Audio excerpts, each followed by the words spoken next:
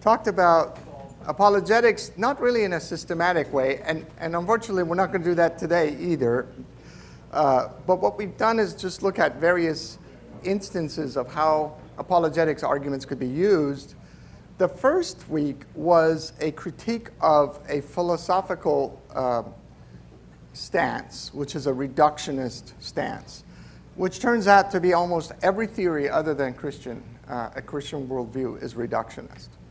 And so that actually falls into a class of apologetics called presuppositional apologetics, where you're essentially critiquing the the worldview, going into their worldview and saying, my friend, it doesn't work, you know.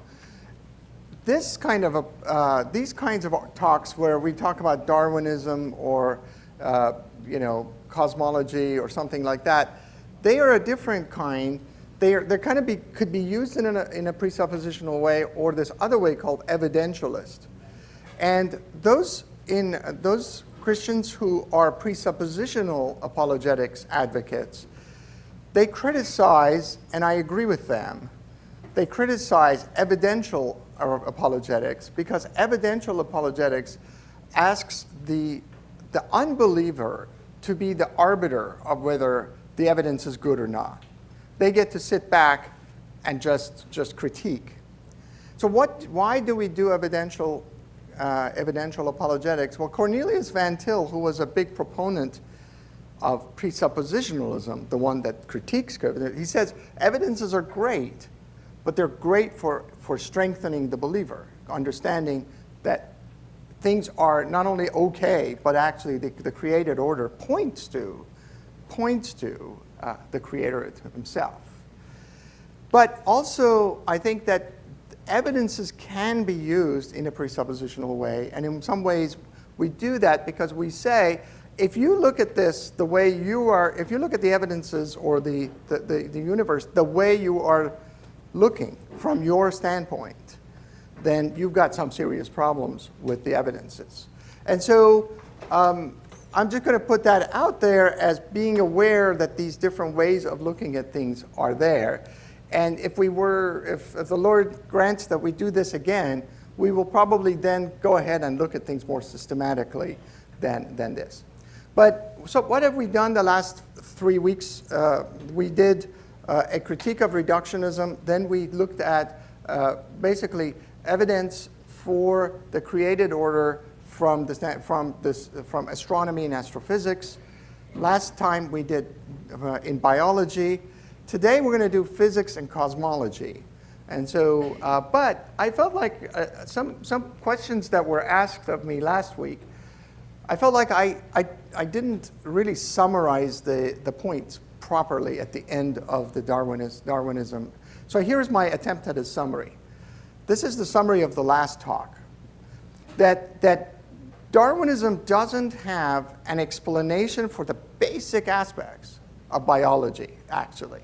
It doesn't explain the origin of information, and it has, not just doesn't explain, it has no resources to explain it. It doesn't explain the origin of organization. Every living being is highly organized. And it doesn't explain irreducible complexity. Now, I would say that information and organization, those are really fundamental. Irreducible complexity is important, very basic, very important as well.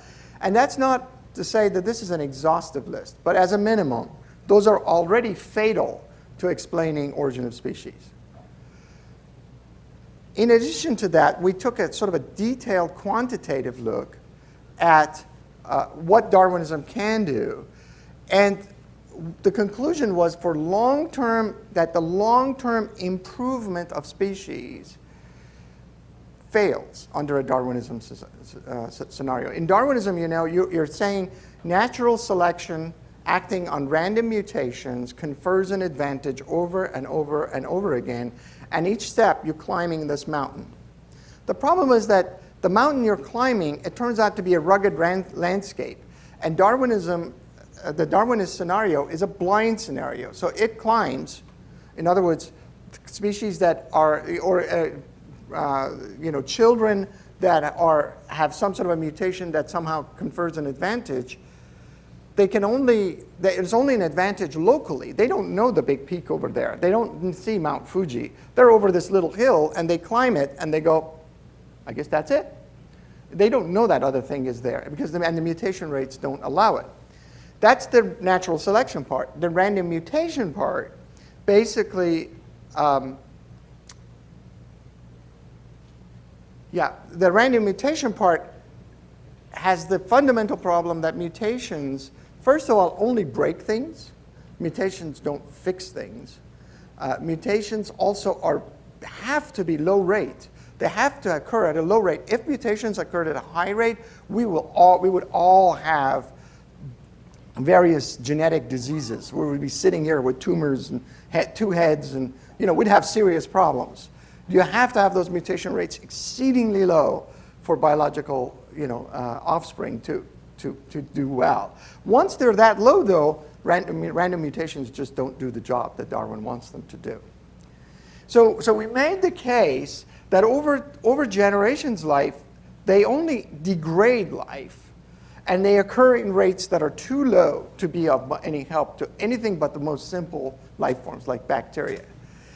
And in this sense, I said that time doesn't heal the wounds of Darwinism.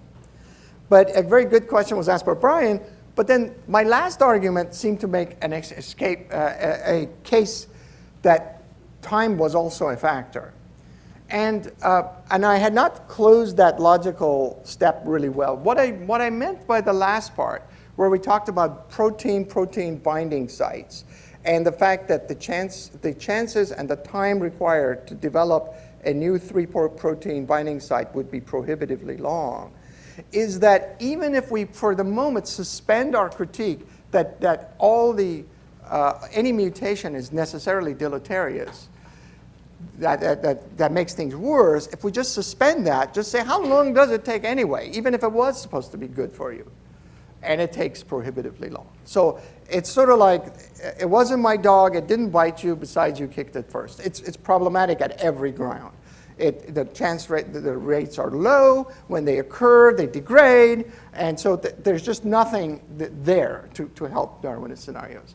And the important takeaway I want you to keep, especially in light of today's talk, is that Darwinist mechanism is not helped by a universe that's billions of years old. Okay, so time does not help Darwinism. But today's talk, we are going to be talking about time, and I'm coming from an old Earth perspective.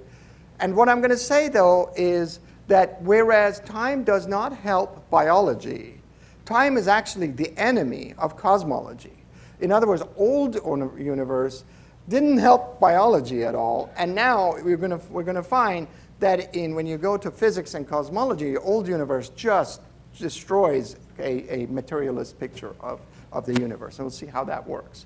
Well, we're going to do this from the standpoint of looking at cosmology, which, by the way, is similar to the word cosmetology, and they're actually related for a good reason.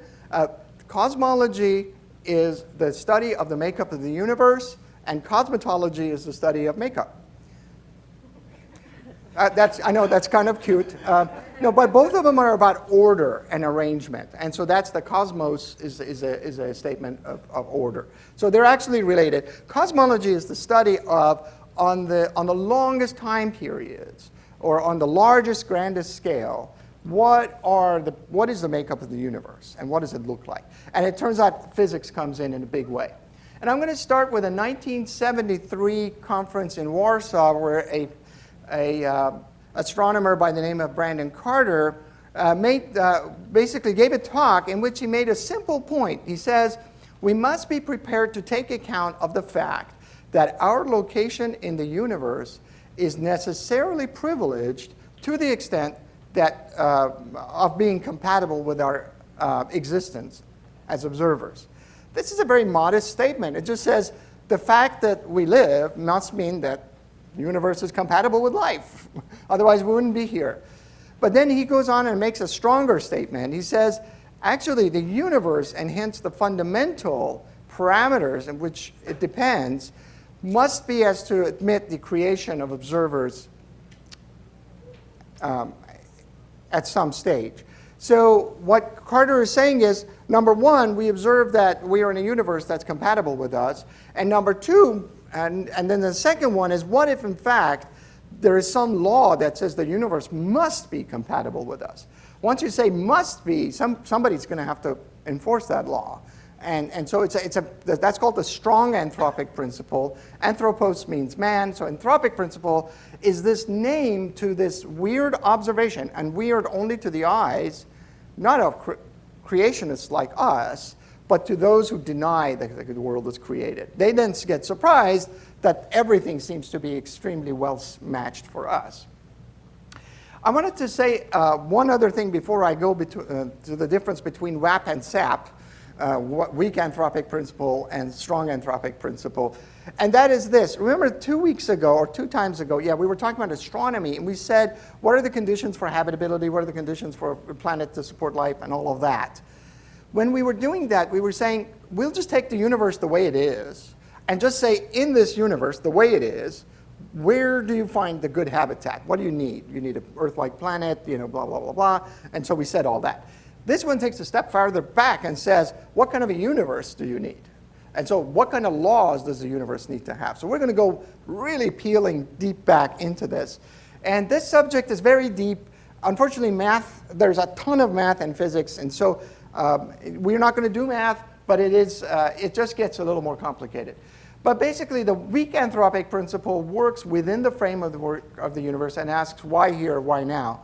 But the strong anthropic universe says, why this universe with these laws? And so that's the way it is set up. That the universe would be suitable is not surprising. That it would be privileged should give us some thought. If it's privileged, then is it designed? Or is it privileged at all? This problem is called fine-tuning. And we'll go into this in much more detail. But basically, the idea of fine-tuning is if you are tuning for a radio station, you have an adjustment that you can make of the frequency at which you're going to be listening. And you adjust that thing, and you go a little bit this way, and you get static, and you get go away that way, you get static. And when you get it just right, you hear the radio station well. Well, it turns out that people have been looking at the way that the laws of physics have been set up. And there seems to be a great deal of fine-tuning, as we will see soon. So when you see something that looks fine-tuning, you would then have to ask the question, is this a likely thing?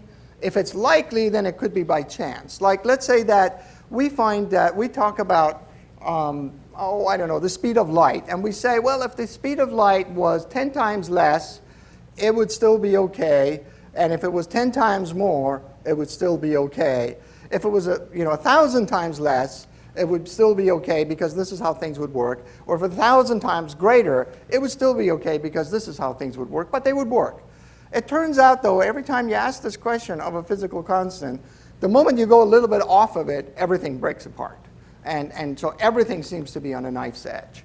So we're going to ask the question, is the universe fine-tuned? And before that, we kind of want to talk about what, essentially the physicist's picture of the world is. The physicist's picture of the world talks about the universe and itself being characterized by one thing, first of all, called space-time. Space and time together, space-time. And this is just, spatial dimensions and time dimension.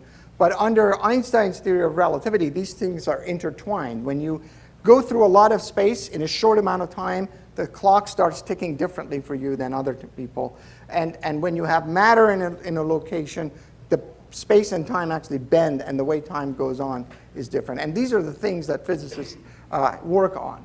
Physics also is characterized by discussion of matter, just matter exists, and the forces and interactions between matter. How do pieces of matter interact together? And so that all becomes part of the description that physics wants to give. In terms of matter, we all have heard that everything is made out of molecules and atoms, and then we heard that the atom has a nucleus in it, and the nucleus has protons and neutrons, and around the nucleus are these electrons. We've all heard that. It turns out that, in fact, you have to peel that onion at least one more layer. The protons themselves are made out of things called quarks. These quarks basically are, at this point, nobody knows that anything that is more primitive than a quark. The quark is the fundamental elementary particle that goes into protons and neutrons. In addition, there are other particles called leptons, lept for light, lightweight, and electron is the first lepton. Then there's a muon and a tauon, a tau particle. Then there are the neutral particles that are almost massless. And back when the particle physicists were discovering these things, there's a very famous Italian physicist named Enrico Fermi, who was in Chicago. And they were talking about this, and this guy is like trying to explain it, and he forgot what this little guy was. He said, in his Italian, he says, what that neutral one, that Bambino neutron, Neutrino. So that became the name of the particle. It's called the Neutrino. It's the Bambino neutron. It's just a little bitty neutron. But it's not really a neutron. It's actually a very interesting particle itself. It can go through all of the Earth and not interact with anything. It just goes through everything. All right. So we talked about matter, and now we talk about forces. So we're kind of laying a little bit of groundwork before we dive in. So the fundamental forces, we all know about gravity. Gravity is, the function of gravity is to give us stellar formation and planet formation and the nuclear furnaces in the stars. And that we can discuss in a little bit. But gravity, we can see why we need gravity. Electromagnetism gives us atoms and molecules and chemical reactions. It gives us light. All of that is part of electromagnetic interactions. So matter interacts with matter through gravitational pull. So this water cup and this little remote control actually have gravitational forces on each other. This remote control and a pebble on the other side of the moon also have a gravitational force relative to each other. So everything is exerting a gravitational force against everything. And that's just the way gravity works. It's very long distance and everything. Electromagnetism we talked about. There are two other forces that work inside the nucleus. One is called the weak nuclear force, and the other is called the strong nuclear force. And we'll talk about what these do. They're very important. When we talk about fine-tuning, we have to kind of consider the different aspects of fine-tuning. Suppose you give a physics problem. Now, those of you who've taken physics, you might have a problem like, what does it take to put a satellite into a particular orbit, an orbit of 700 miles around the Earth? Okay, solve the problem. And so you first start with a formula, which is the equation for gravitational attraction. The force between two particles of mass m1 and m2 that are distance r from each other is inversely proportional to how far they are. So if you double the distance, it's 4 times smaller. And then there's a proportionality constant. This is the fudge factor that makes the strength the right number. That's called the constant of gravity. And so you have the equation. You have essentially the law. But the law comes with its own constant. It's the physical constant that gives you the strength of this force compared to other forces. And in a given problem, you have to also inject this scenario. Oh, a rocket starts from the Earth with a speed of 10 kilometers per second. How far does it go? Blah, blah, blah, before it turns around. So that's sort of the initial conditions. And finally, the prediction comes from doing that. So we've got the law, we've got the constants, and we've got the initial conditions. Those are all parts of describing physical systems. All right. Now, the most fundamental initial condition is that there was a creation event. Now, if you went back 100 years ago, or 115 years ago, almost uniformly, all the scientific community believed that the universe was eternal. Not that God exists and is eternal, but the universe exists and is eternal, and therefore no need for God. Okay?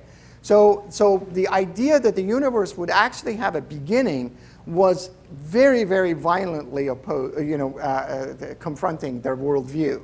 So when the first results came from first Einstein's theory, and then Hubble's observation of the expanding universe, and then the cosmic microwave background in the 60s, and then the observations by satellites in the 90s, that the universe indeed had a creation event, This story is a big story. It's a whole other talk that I didn't have time to put in this series.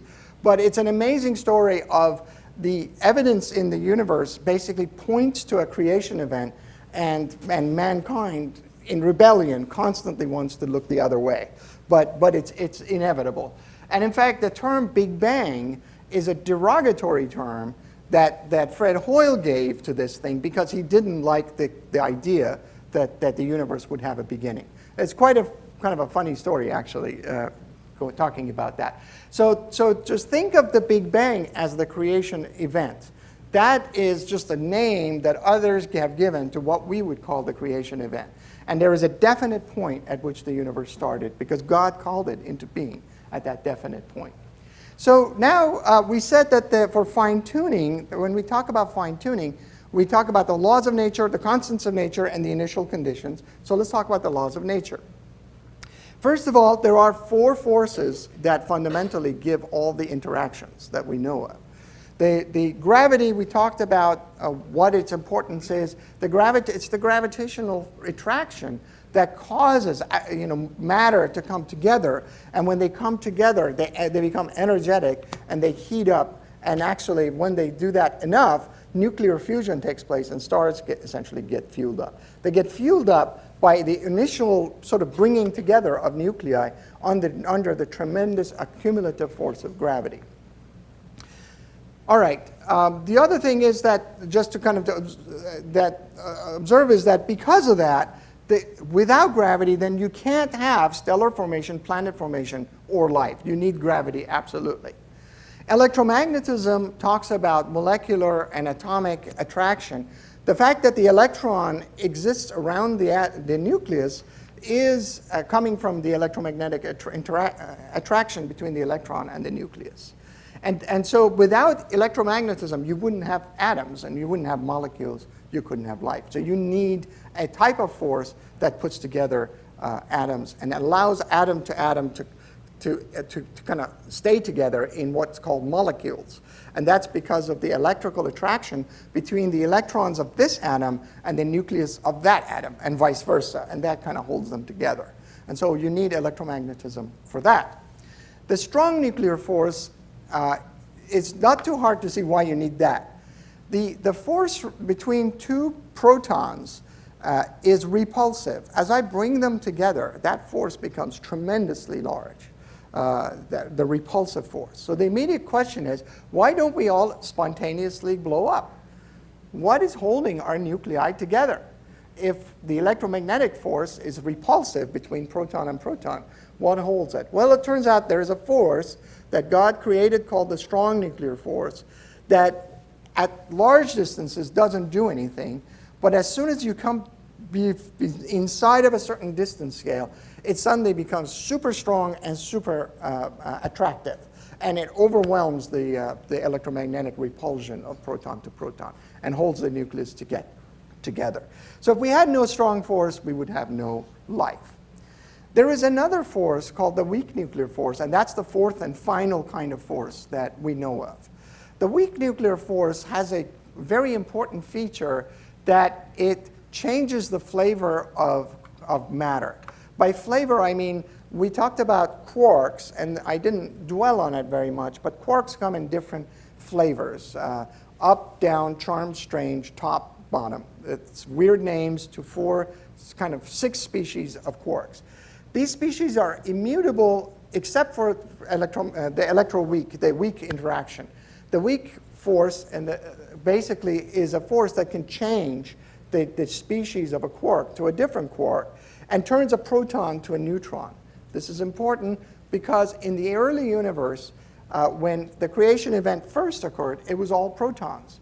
And had it not been for the weak force, none of these protons would turn into neutrons. And if you don't have these neutrons, you can't build stable nuclei. And so the weak force is necessary to make nuclei and heavy elements of which we're all made. The weak force is also responsible for radioactive decay.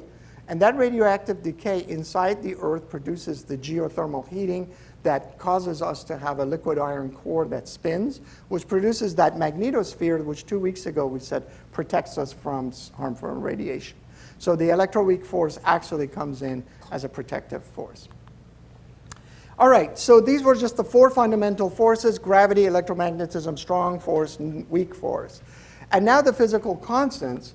And so we can go back and ask the question, what would happen if gravity was weaker? What would happen if gravity was weaker? And it turns out, to talk about that, we have to talk about like how stars basically are operating. And first, I mentioned that when matter was first created, matter then is kind of streaming out, and eventually the gravitational attraction brings matter back into clumps together. As they come back together, they become very energetic, and eventually nuclei come close enough to fuse, and the ignition occurs for the nuclear furnaces that are inside the stars that gives us the stars the way they're working. When that fusion occurs, the photons that are the light particles that come out of it are so energetic that if our star was just giving us those photons, we would all just burn to a crisp instantly, and that would be it. There would be no photosynthesis. There would be nothing.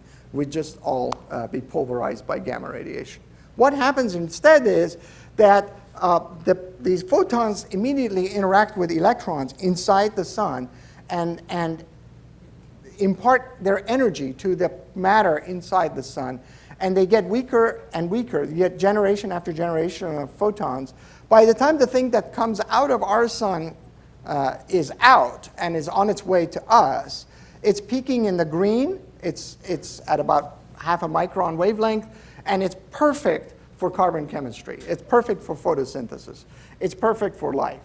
If our universe had a weaker gravity, you couldn't get stars until you had much more mass. Because gravity is weaker, so you need more mass, or you have more material before you can cause that nuclear ignition. By the time you've put that much material together, those photons that are coming out are not slowed down to a level that's good for us. It's actually too slowed down. They're just kind of enough to warm us up, but there's not enough to allow carbon chemistry to work. So a weaker gravity is inconsistent with life and photosynthesis. Similarly, a stronger gravity has got the other problem.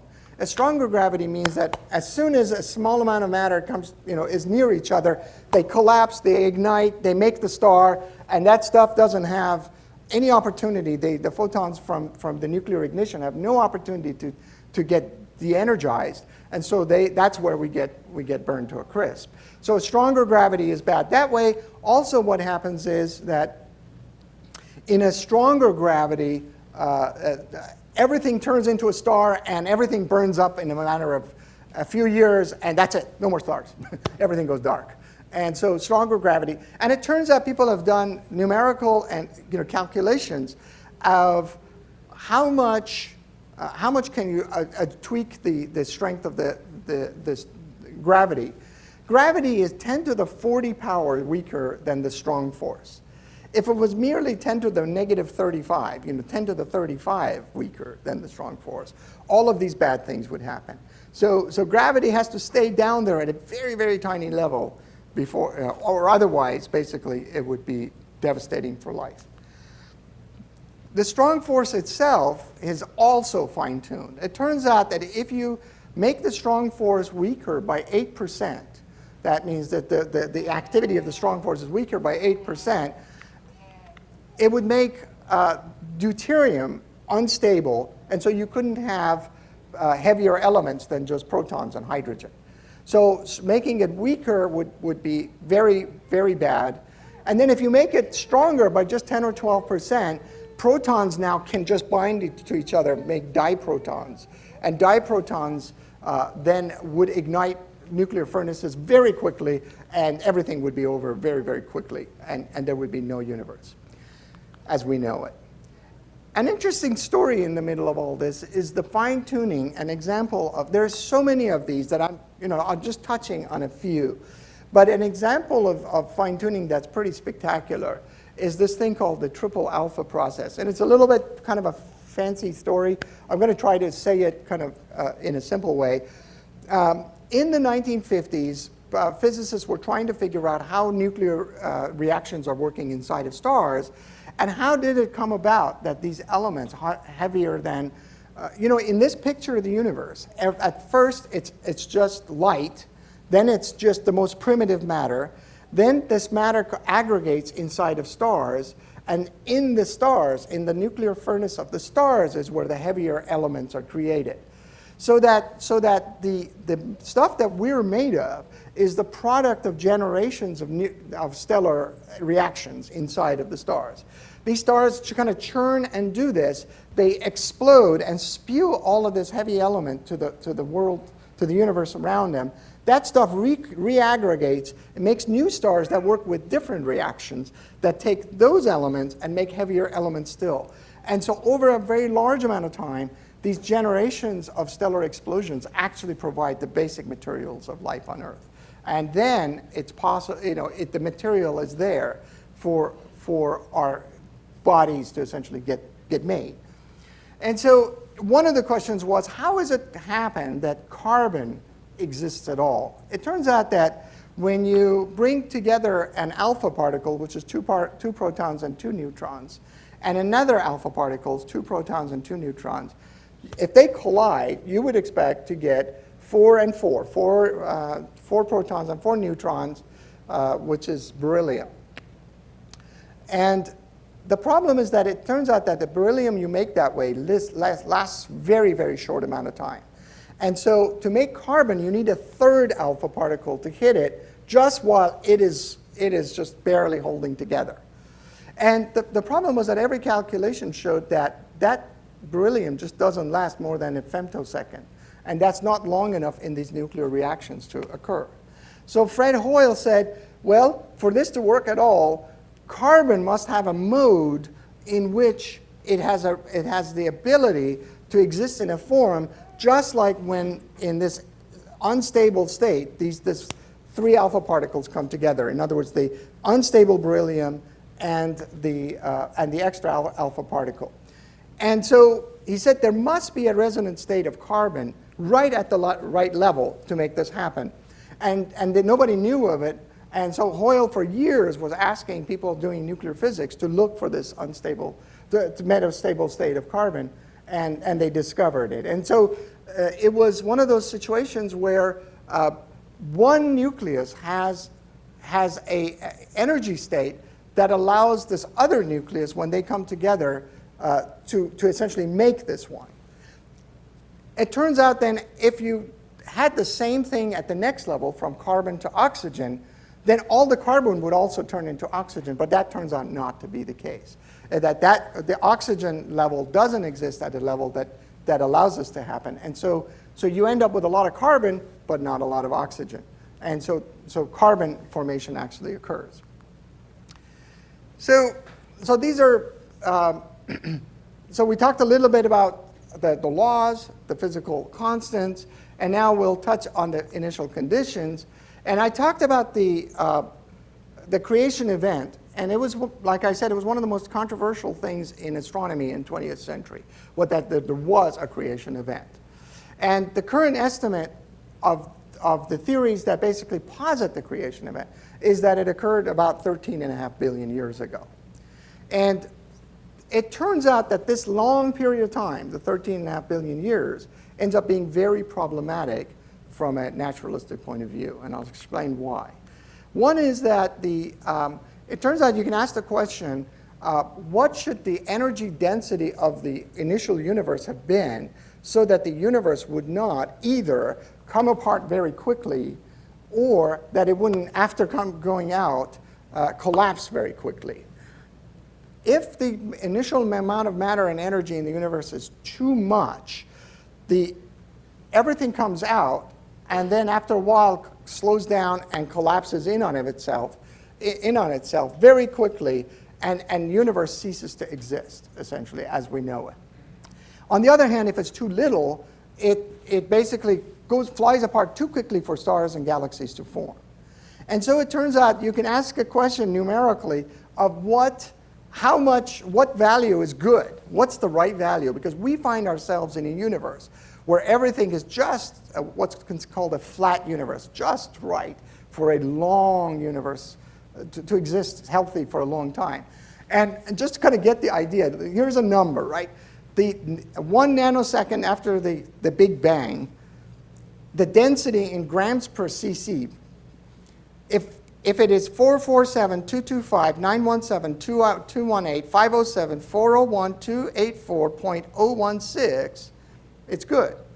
If it's all of those numbers, but that 016 at the end is 016.0, it's good. If it's 016.2, it's bad. If it's 015.8, it's death. And so this is when people talk about fine-tuning, look at all those digits you have to basically get. This happens because the universe is old, because the things become so unstable that you wait too long and everything wants to collapse or everything wants to go apart. And so for it to be good now, 13 billion years later, everything had to have been just dialed in exceedingly, exceedingly well. There's another thing that is even more spectacular than this. This is the fine-tuning of what's called entropy. Some years ago, a physicist by the name of Roger Penrose calculated, made the observation that when you look at the universe at the grandest scale, everything is spread out kind of evenly, which should be hugely surprising, it turns out.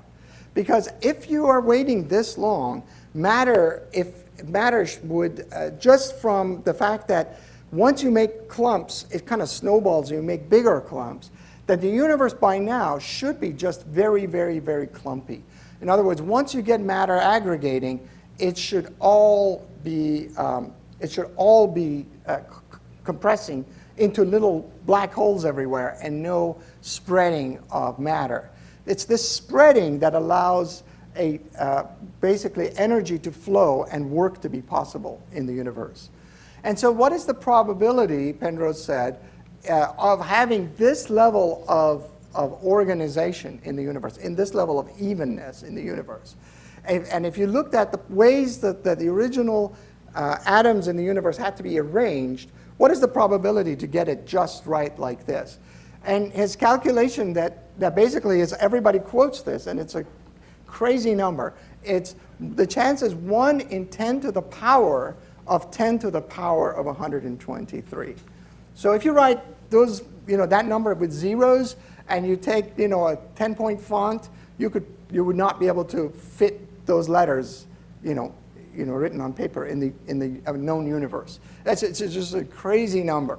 And that the universe was made with this staggering level of fine-tuning so that it would thrive for a very long time. There is another one that is called the cosmological constant fine-tuning, and this is this thing that is now related to what is called dark energy, and that it turns out that the universe that was discovered in 1998, that the expanding universe is actually accelerating a tiny, tiny bit. And that has become sort of one of the biggest challenges in physics and cosmology right now, is what is causing this thing to expand. We give it a name, we call it dark energy, but in fact that is just a name for something we have no idea what it is. The only thing in the laws of physics that can produce that is something called the cosmological constant part of Einstein's theory of gravity. But nobody knows what would create that constant. What feature of the universe would create it? And the only known feature in the universe that could create it gives you an answer that is wrong by a factor of 10 to the 120th power. So if quantum field theory is true, something else must be there that is canceling almost all of that except one part in 10 to the 120. And that's just a staggering, again, level of fine-tuning. What does this point to? It points to probably a combinations of things. Number one is that the universe is obviously very fine-tuned in many features. It also shows the incompleteness of our knowledge, because we are, like this cosmological constant is basically showing that something is seriously missing in the way we're looking at the universe. So on this question of fine-tuning, if you talk to a secular scientist, a physicist, nobody would disagree that the universe is fine-tuned. Every physicist knows that the universe is highly, highly fine-tuned. But then what do people make of it? By the way, I'll just tell you a story. I was at Cornell as a postdoc, and they would have weekly colloquium. This was in the 90s. And I had never heard of fine-tuning, nothing like that. But somebody from the Soviet Union was coming, named Okun, giving a talk on constants of nature. And I didn't know exactly what that was, but I went to the colloquium. And this guy, who's I'm sure was an atheist, sat there on a board and basically just told us one thing after another that is incredibly fine-tuned. And that every time you try a different number, everything just goes apart. And at the end, he goes, well, so what do we do with this? And it's like, now I'm at the edge of my seat. So what are you going to say you're going to do with this? And he said, I don't know. Maybe there's a lot of universes. And that was the way he ended the talk. I was like, oh. But you could tell that we're onto something. Okay. So in fact, I'm going to give 3 kinds of answers that people give in response to this. The first one is, of course, things are fine-tuned. If it wasn't, we wouldn't be here. They have to be right for us. We wouldn't be here. But that answers the wrong question. And I sort of made up this story. It's a little hokey. But imagine you're at the countryside and you see this beautiful biplane and it's actually doing aerobatics. And suddenly somebody falls off of the plane and just plummets right down. And behind some trees, they vanish. You run. You go over there behind the trees. And he comes off and he's getting the straws off of his body. And he says, you say, I can't believe this. And he says, no, straws do have the ability to slow you down. Well, that's the wrong question. I can't believe you fell right on the straw. How did it, of all the places you could have fallen, you fell right on the straw? So when people say, of course, if everything is fine-tuned, we would live, that's answering the wrong question. The right question is, why is everything fine-tuned? How did it happen that everything is just right? And so that's sort of the first kind of explanation. The second one is the one I mentioned, that people will say, well, there may be a multiverse, multiple universes. Now, that is a very interesting thing. In this case, the idea is that there are an infinity of universes that are being created that are, and we happen to be in the right one. Of course, by the word created, I meant by the laws of physics, because somebody who believes in creation would probably not come up with this. So you're trying to say, why is it so improbable? You say, well, there's a lot of other universes. We're just in one of them. But look what you've done. You wanted to do away with the created universe, with a creator, and you want to do away with your dislike of superstition and metaphysics and all of that. So you invoke a thing called a multiverse, which you cannot possibly measure. You have gone outside the realm of measurement to the realm of speculation to avoid what you used to call speculation. You see, so the multiverse actually never solves their problem. They are now positing something, whatever else could have been said for old-fashioned atheism, it was claiming to be based on the evidence. But now they say, well, there's no evidence, but I must be there.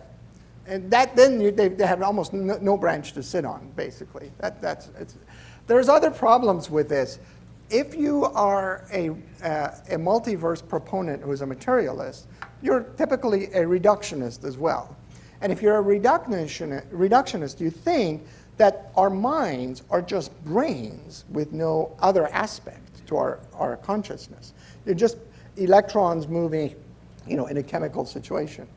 Well, somebody by the name of Boltzmann in the early 20th century thought, well, if that's all the brain is, and if there is lots of universe, would be lots of universes, well, it's a lot more likely that in one universe you would get just a brain, no body, no nothing, and in an instant there's just a brain. Why bother building the rest of the universe? So that from my standpoint, what if I'm just a brain? My hands don't exist, you guys don't exist. The fact that I'm giving this talk doesn't exist.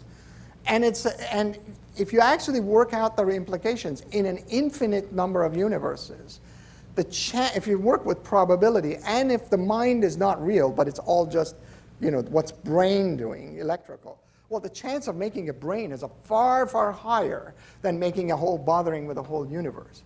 So in other words, every conscious being should much more believe that they're just a brain floating in one of the instances of the universe than the rest of the universe exists. Well, this obviously just violates multiple problems. So this is called the Boltzmann brain problem. And the Boltzmann brain problem is that if a multiverse exists, the fact that then it posits that there is nothing other than Boltzmann brains when there are anything in these universes violates our obvious intuition that other things do exist. We all exist. In fact, we're doing physics, about these other things that exist. So the multiverse has very serious problems. And in fact, I don't think, it would be fair to say that there are major, major objections even within the materialist community on the multiverse. A third explanation is that the universe was created. A universe that exquisite fine-tuning is not surprising for a created universe. And exquisite fine-tuning, just like we saw in other areas, it not only shows the majesty of the Creator, but it shows basically that he cares for us. In Psalm 8 it says, "When I look at your heavens and the work of your fingers, and the moon and the stars which you have set in place, what is man that you're mindful of him, and the son of man that you care for him?" And that when we look at the fine-tuning, it causes us no trouble because we fully expect that our Creator is willing to do that for us and willing to do that for his own glory. This fine-tuning not only shows his love for us, but his own glory, both of which are consistent from what we know of him through his word. I'll stop right there.